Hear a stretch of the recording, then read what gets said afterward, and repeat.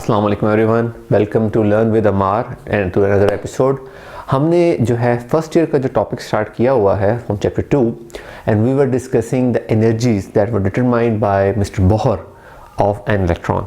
We know, हमने ये पढ़ चुके हैं कि बोहर ने कहा था कि electrons move in a fix energy orbit. Now we calculating that energy, how can we calculate, हम उसकी एक्सप्रेशन को डिराइव करेंगे। Now, in order to do that, you must remember from the last video कि हमने radius की calculation की थी। Now, radius की calculation we reach at radius is equal to epsilon square Planck's constant square ZEM, whereas epsilon जो है वो permeability constant है। Planck's constant की value we know 6.625 10 to the power minus 34 joules second। Z is the charge, Z is the number of obviously number of electron and proton, atomic number, E is the charge on electron, and M is the mass, where M is the radius, वो first shell में है या second shell में, whatever that goes. Now, this is one thing that you should keep in mind. This is from the previous video. Now, from this video, as we know, energy is equal to kinetic energy plus potential energy. This is equation number 1. You should be kept in mind. कोई भी energy हो, kinetic और potential energy का sum होती है. Now, हम इसको split करते हैं। kinetic energy is equal to half mv square, where potential energy is equal to mgh. It is very important, ये मोस्टली बुक्स में नहीं है तो स्टूडेंट्स को समझ में नहीं आता। हाफ mv स्क्वायर में से मैं खाली mv स्क्वायर को यहाँ डिस्कस कर रहा हूँ। ये हमने पहले भी किया था in case of radius. mv square over r for जिसे हम कहते हैं centripetal force is equal to ze square 4 pi epsilon r square. This is, अगर आप वो रेडियस वाला याद करें तो हमने वहाँ पर डिस्कस किया था। ये वाला r इस स्क्वायर को कैंसिल करेगा एंड वी नो कि mv square is equal to ze square 4 pi epsilon r। तो ये हमने mv स्क्वायर की एक डेरिवेशन निकाल ली।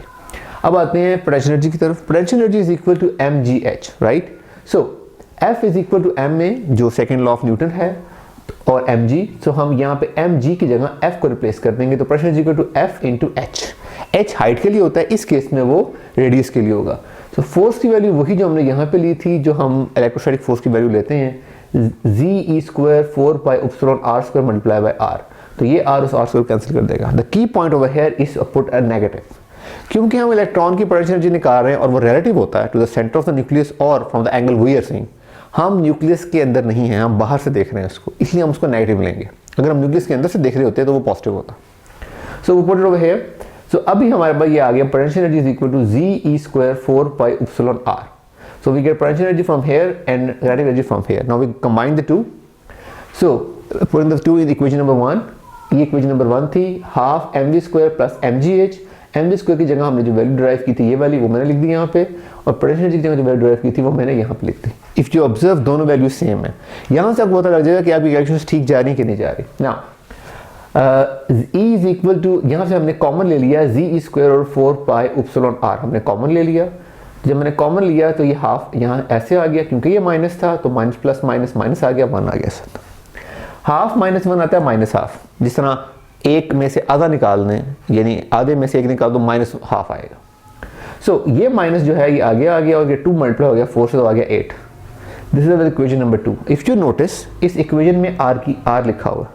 इन order to calculate energy by this equation हमें रेडियस चाहिए, मगर लास्ट में नहीं कि हम हर वक्त रेडियस ढूंढने, हम वैसे भी एनर्जी निकाल सकते हैं। सिंपल हल इसका ये है कि जो रेडियस की वैल्यू है उसको इसमें प्लेस कर दें। We do it in the next slide, ये देखें। So putting the value in equation number 2, ये रेडियस की वैल्यू हमने लास्ट लेक्चर में निकाली थी, जो मैं पहले भी आपको बता रहा था। सो हमने उस रेडियस की वैल्यू यहाँ प्लेस कर दी। इट्स वेरी इंपॉर्टेंट, मैंने इसलिए डिफरेंट कलर से लिखा है कि रेडियस जो है उसमें दो फ्रैक्शंस में आ रहा है वो। तो epsilon Planck's constant square n square divide by ze square m, ये जो फ्रैक्शन का फ्रैक्शन होता है ये ऊपर चला जाता है एज आई शो। तो हम जो बात कर रहे थे कि जो फ्रैक्शन का फ्रैक्शन होता है वो ऊपर चला जाता है as I show by a dotted line. Now ये ze स्क्वायर m ऊपर चला गया, जो मैंने ब्लू से लिखा हुआ है यहाँ पे। So once we have that one, आप नोट करें z 2 है तो z square, e2 and e2 add up multiply to e4, m वैसे का वैसे आ जाएगा, 8 पाई वैसे का वैसे, एप्सिलॉन 2 है epsilon square, h square n square. Once you up till here, so ये जो पूरी वैल्यू है एक्सेप्ट n स्क्वायर, ये सब नोन है, ये सारे कांस्टेंट्स हैं। We know the value of z, हमें टॉपिक नंबर पता होता है, we know the charge on electron, we know the mass, we know 8 pi epsilon square h square. So if we put the values of all of them and solve it up, तो हमारे पास answer मिलेगा a constant e is equal to minus k over m square. The value of k is 2.18 10 to the power minus 18 joule.